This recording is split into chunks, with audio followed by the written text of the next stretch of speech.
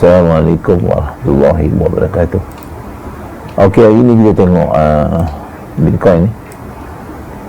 Bitcoin ni nampak macam dia dah sampai TV4 hari tu dia, saya dah buat projection itu untuk video sebelum ni, tapi dah sampai TV4 tak tahu kita tak pasti lagi dah sampai TV4 ni, maknanya dah 4%, tapi jarang sekali sampai TV4 dan TV4 ni jarang sekali lah. Ini berapa persen lah, 3, 4, 5% lah.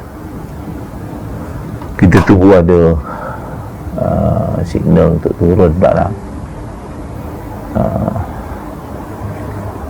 Itu dia dah break break CB1 kat sini, dan terus ICTV1, TP2 dan TP3. ok, kita just tunggu je lah tengok ada signal buy atau signal sell. Setakat ni kita menemukan signal sell lah, sama ada dia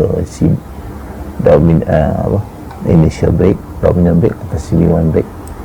Untuk dia retrace dulu, nampak dah sampai TP4 ni. Itu saja, terima kasih.